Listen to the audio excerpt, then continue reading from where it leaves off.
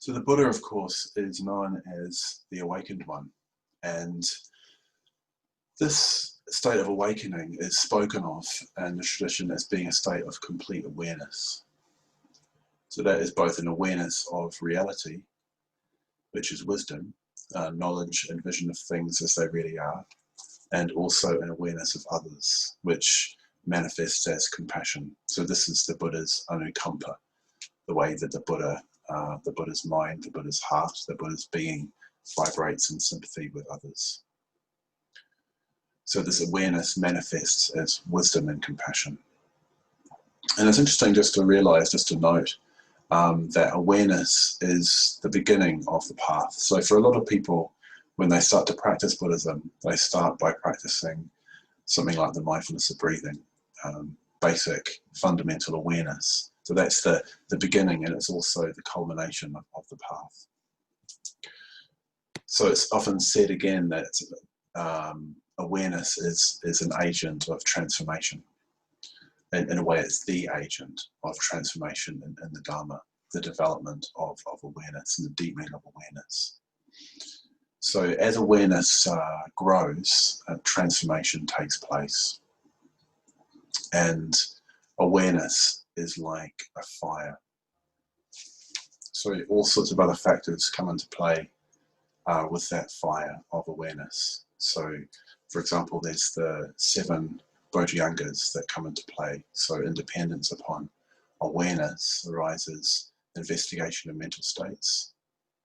Independence upon investigation of mental states arises virya.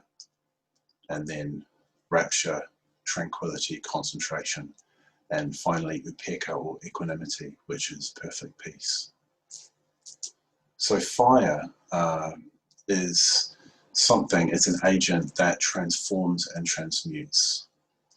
So probably these days in our modern lives we don't see this quite so much, but we can think of it even just in terms of cooking food. So every day, probably most of us cook some food, even if it's just making porridge in the morning. And we apply fire, the element fire, to various substances, and they become something that we can eat, something that can sustain us, something nutritious and also something delicious. So if you take, for example, a potato, so a potato in its uncooked state is utterly inedible, hard and tasteless, and by applying heat, applying fire, we make it something delicious and nutritious and soft and lovely. So the fire also brings out the flavour in food. So the fire of awareness transforms unawakened human beings into awakened human beings. So that, of course, means us. We're not talking in the abstract here, we're talking about this awareness transforming our lives.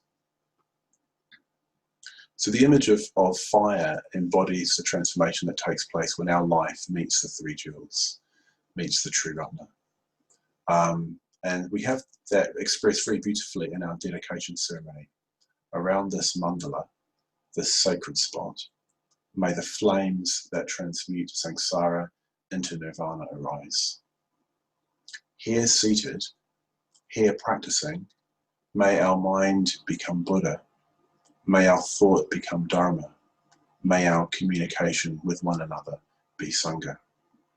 So what those words express is, in a way, the transformation of our being, mind, thought, communication, into the 3 jewels, Buddha, Dharma, and Sangha.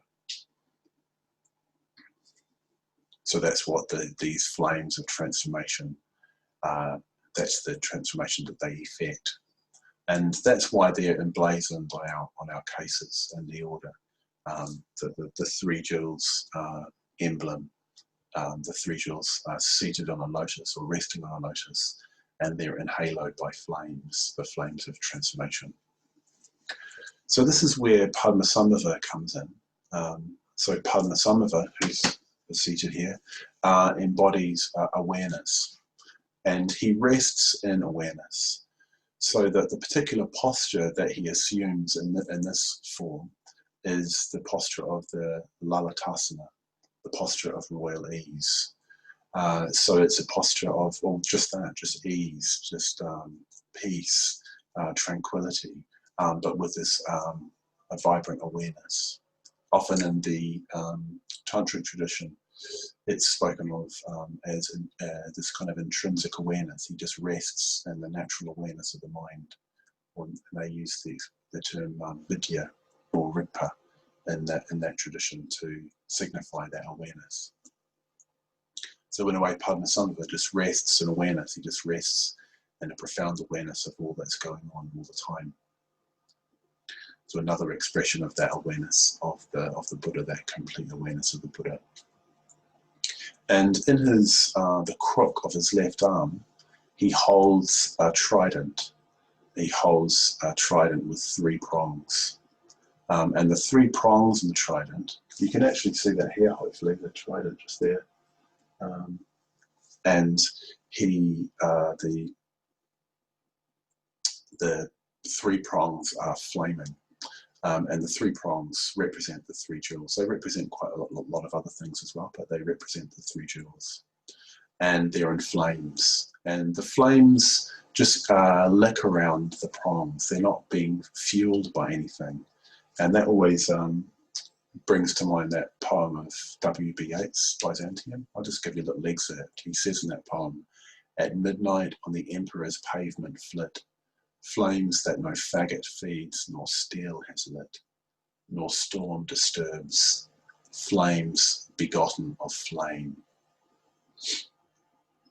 So there's something about those words that have something transcendental about them, because the flames don't have any fuel. They just burn from some kind of other realm or other dimension. And that's very much the, when you encounter Buddhism, sometimes it feels like the awareness that you cultivate comes from somewhere else. It doesn't really feel like it comes from you in a way. It just emerges, it just arises.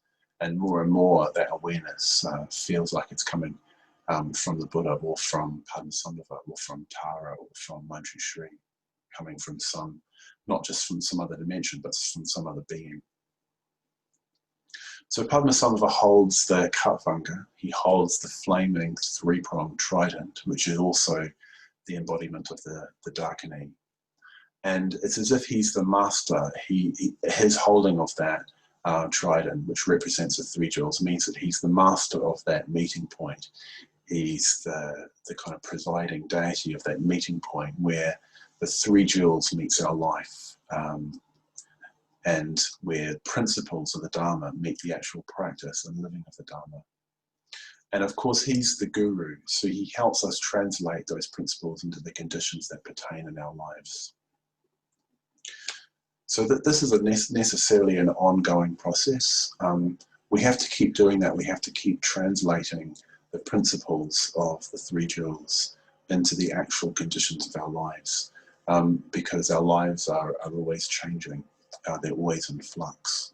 And we kind of know that at one level, but we particularly know it now because life is so uncertain. We're not quite sure what's around the corner. And it reminds us of this fact, the fact that we keep having to adapt. And I know myself that I keep having to kind of recalibrate what I'm doing, because the way I normally practice needs to be changed for the particular conditions that we're in right now. So it just brings that particular fact, the fact of change, the fact of flux, and the fact that we keep having to reapply the 3 jewels to the particular circumstances of our life again and again. And in a way, we've got no choice. We have to do that because of change. It's not like we can decide to respond or decide not to respond. We have to respond. The option of not acting doesn't really exist. Really the question is, well, how should we act? What should we do? How should we apply the principles of the Dharma into our lives? So that's what I'm saying is that Padmasambhava represents that. He represents that translation, and he's talked about as the Vajra Guru. Vajra here meaning truth, reality. He's the teacher that helps us see reality in the vicissitudes of our lives. And really what he's embodying, what he's representing is Kalyana Mitrata, or the Kalyana Mitra. So this person who hopefully we're in contact with, who we can talk to and help have a conversation, an actual dialogue about how we're putting the principles of the Dharma into practice in our lives. So this might not be, it might not necessarily be a conversation between two people, two individuals. It might happen in the context of communicating in a study group, or reading a text, or listening to a Dharma talk online. But there's what Padmasambhava represents is that principle that's going on, that dynamic that's going on between you and your life, and your response to the three jewels, and trying to find some kind of meeting point. One of the other things that the Vajraguru represents is this affirmation or confirmation that we can actually do it. So very often when we feel challenged, we lose confidence, and we need to stay in contact with that. This gives us confidence, that we're looking up to. It's interesting, there's a teaching that Padmasambhava gives. Padmasambhava, of course, was instrumental in establishing Buddhism in Tibet. And there's different traditions about how long he stayed there, but it appears that he didn't stay there all that long. He had a huge impact when he was there. And then according to one tradition, he went to the land of the flesh-eating ogres after he was in Tibet. He flew there to convert them to the Dharma. And as he was leaving, there was great expressions of despair and loss and longing for him. And again he would say, "Do not fail to call on me, do not despair. Do not fail to call on me, do not despair." And it's said that when things are particularly bad, when the 5 poisons increase in one's own mind, but also in the forces around us in the world, then Padmasambhava's energy waxes.